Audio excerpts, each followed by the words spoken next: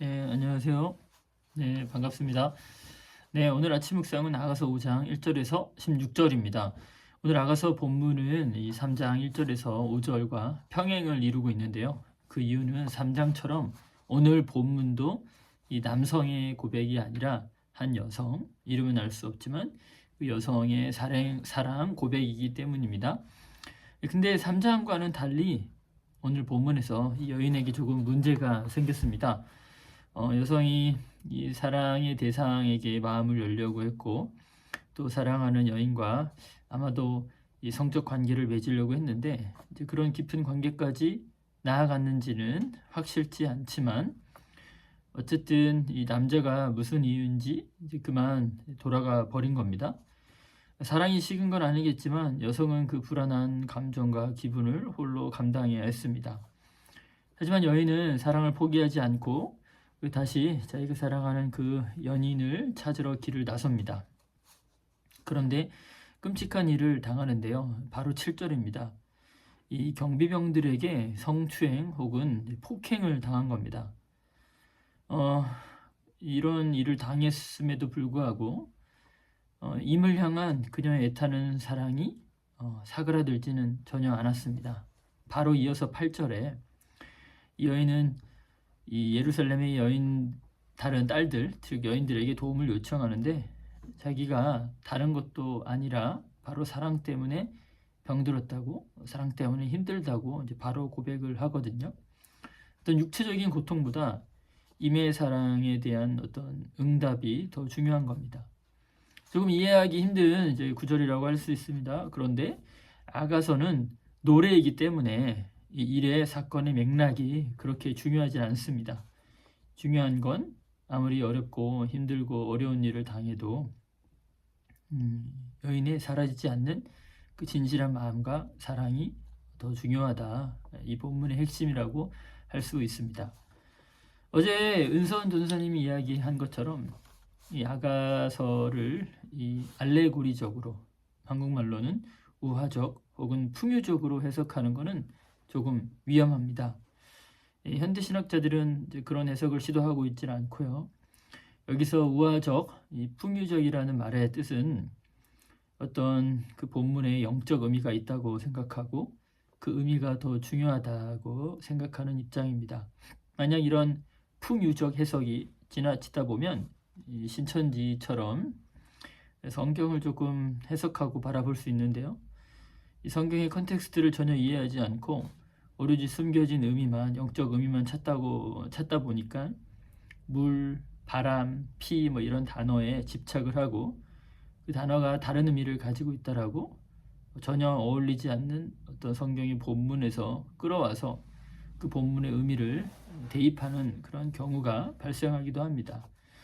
저도 오늘 이 알레고릭한 해석을 하려고 하는 건 아니지만 이 지독한 여인의 사랑 이야기를 보면서 절로 예수님의 이야기가 떠오르긴 했습니다.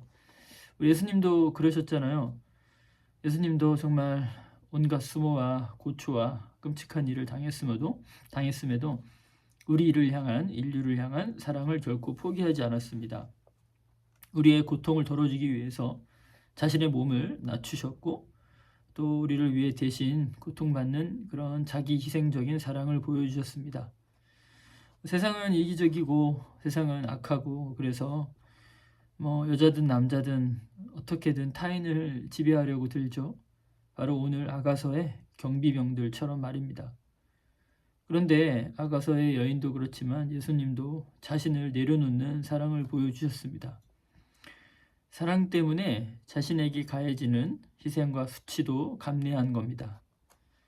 그 엔도 슈샤쿠의 침묵이라는 소설을 보시면 그 마지막 장면에 후미에, 그러니까 자신을 밟아서라도 우리가 어떻게든 이 고통의 땅에서 희망을 찾기를 바라는 그 하나님, 예수님의 마음이 어떻게 보면은 기독교가 말하는 그런 역설적인 사랑일지 모르겠습니다. 위대한 가톨릭 영성가 토마스 머튼이 이런 말을 한 적이 있습니다. 나 자신이 되기 위해서 내가 항상 되고 싶어하는 그것이 되기를 포기해야 하며 나 자신을 찾기 위해서는 나 자신으로부터 떠나야 하고 살기 위해서는 죽어야 합니다. 역설적인 말이지만 예수님이 그렇게 사셨습니다. 자기가 돋보이고자 하는 욕망, 자신에게 모여야 한다는 자기 중심성을 버리고 높아지고자 하는 그런 욕망도 버리고 타자를 위한 사랑으로 가장 낮은 곳에서 자신의 인생을 내어주셨습니다. 그래서 예수님은 살고자 하면 죽고 당신과 복음을 위해 죽고자 하면 살 거라고 말씀하기도 했습니다. 그런데 우리가 오해하지 말아야 할 것은 이 희생적인 사랑이 자기 굴욕적인 희생, 자아를 지워버리는 희생은 아니라는 겁니다.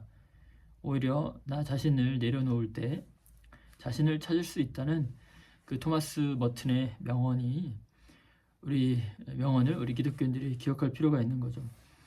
오늘 아가서 후반부를 보시면 진실한 사랑을 찾고 노래하는 이 여인의 고백에 어떤 절개와 기백이 흘러넘쳐 보입니다. 자신의 고통마저 지워버리는 듯한 그녀의 진실한 노래에 감동을 받지 않을 사람이 어디 있을까요? 그녀의 사랑에는 나 중심성이 보이지 않습니다. 거짓도 보이지 않고 타인을 지배하려는 또 강요나 억압도 없습니다. 그녀의 진실한 사랑을 통해서 그녀는 분명 다시 자신을 찾아가고 있다고 믿습니다. 어떻게 보면 그것이 희망이라 생각합니다. 사랑 때문에 살아갈 힘을 얻고 사랑 때문에 죽음도 불사하는 것, 인간만이 할 수 있는 행동이겠죠. 그렇습니다. 결국 진실한 사랑이 모든 것을 이기는 법입니다. 그리고 진실한 사랑은 언제나 참으로 위대합니다. 주님이 보여주셨던 그 진실한 사랑이 새해에 우리 공동체 안에 더 흘러넘치기를 기도합니다. 네, 감사합니다. 네.